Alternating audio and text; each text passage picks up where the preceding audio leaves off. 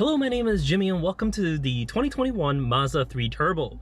I already have another video about 2 weeks back that goes all over the Mazda 3 Turbo in detail, but this is the driving impression video. So this is Tabby, my wife. She's very pregnant, so she decided to come with me on this lovely journey. So we're gonna see exactly what's what. But first, an acceleration test. Let's see how this actually performs. Ready? Oh my god.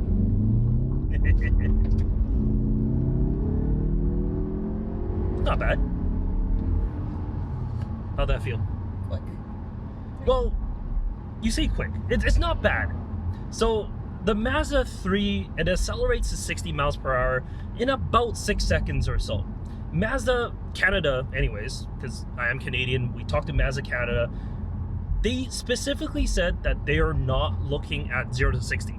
That's not something that they're interested in at all. They want to know more about how it drives, how it feels, and just the additional torque.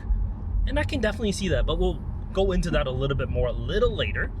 But a 0 to 60 in my timing here, it's about 6 seconds or so. So if you're interested in learning more about the Mazda 3, like I said, I got that other video for you, but this is really the driving impression. And first off, I can say that it drives like a standard Mazda 3. It's not a bad thing because the Mazda 3 already drives really, really well. This isn't like a Mazdaspeed like replacement or a Civic Type R like fighter or anything like that. This is just a higher engine option or a more powerful engine option than the standard Mazda 3. And that's what it's sold as. There's no differences between like the braking system or even the suspension system. In fact, the only real difference mechanically, other than the big engine options, is the suspension. The front springs are 15% stiffer, as well as the shock itself. It's a little stiffer to compensate for the weight, and that's it. All this is to balance out the vehicle. There's no other fundamental differences between the mechanical bits of this specific car than a standard Mazda 3 all-wheel drive vehicle. Same brakes and same suspension design. No difference. And that's really something that you have to know when you're buying this vehicle. You're not buying it because it's a high performance machine. It's not like an M Sport. Think of it as like, instead of buying a 318, you're buying a 328 or 328 to like a 335. It's a turbo motor to have higher performance, but only in terms of like engine performance, not actual like track performance. Mazda Canada outright said this is not a track weapon. It's not designed to be. It's designed for you to drive around town, and when you need to accelerate, well, you got 320 pound-feet of torque under your right foot to help you accelerate. So let's see how that feels. Currently going 50.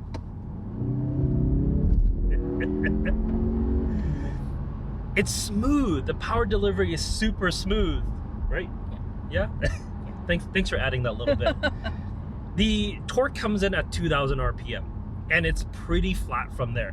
Peak torque is around 2,000, so you get all that 320 pound-feet of torque, or 310 if you use 87, right at the beginning. So what Mazda has tuned this engine for is to feel like a V6.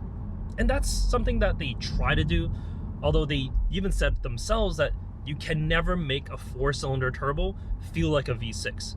But what they want to do is they have that immediacy of the throttle itself.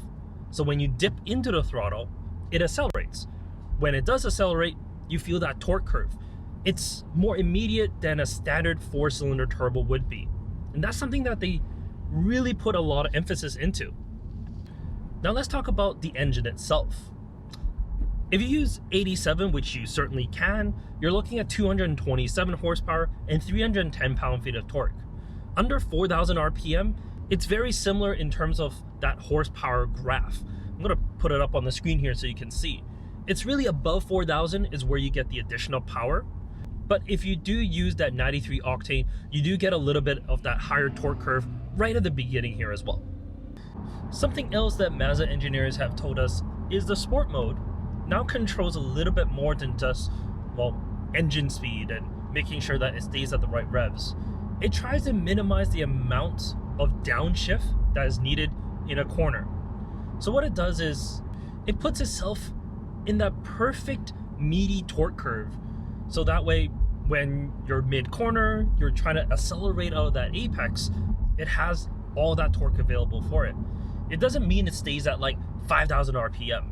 It can stay low down, like 2,500, because that's where all the torque is, and that's what helps you, well, accelerate out of a corner. It's super clever, actually. And driving in sport mode versus normal, you definitely feel the difference. Acceleration is definitely snappier, you get more throttle response, and the shifts, they're crisp. They just, well, feel a lot more sporty than if you're driving around just in standard normal mode. It's something that Mazda engineers have really proud themselves on. On all their cars, it's not so much about, well, straight out performance and numbers on a piece of paper. It's about the feeling. And when you're in a Mazda, that's something that you definitely will notice comparing to other manufacturers. The driving feel of the Mazda vehicles, well, they're really, really good. It's almost like BMW-like.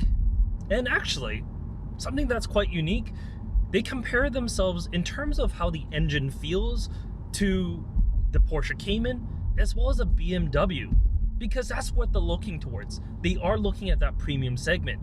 They're not just comparing themselves to a Honda or a Hyundai product. Overall, if you're looking for a higher performance Mazda 3, this is exactly it. It's not a Mazdaspeed 3, it's not a Civic Type R. This is just a Mazda 3 with a more powerful engine. That's what it is. And if that's what you're looking for, it's perfect.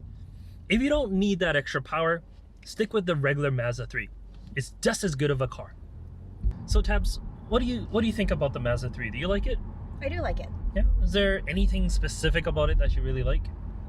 When I need the power, I think it's there for me. And if I don't need it, it just drives like a regular car. Yeah. I mean, that's really what the Mazda engineers are designing this vehicle for.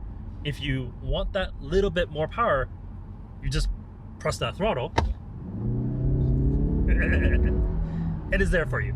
But when you don't need it, it drives like any other car. It's not an overly sporty vehicle. It's not an AMG product. It's not a BMW M product. It's just a standard car with a little bit more power. And that's really what it comes down to. Oh, you get pretty good fuel economy as well. I'll list that here somewhere. In any case, thank you so much for watching this video. Like the video if you do, subscribe if you want to see more. Thank you so much, Mazda Canada, for this experience. I know this was a launch event, and you know, during COVID times, things are a little different, and I think Mazda, you guys have done a really good job in making this very accessible for a lot of journalists here in Vancouver. So thank you for that. And yeah, thank you for all the viewers here. Take care, everyone.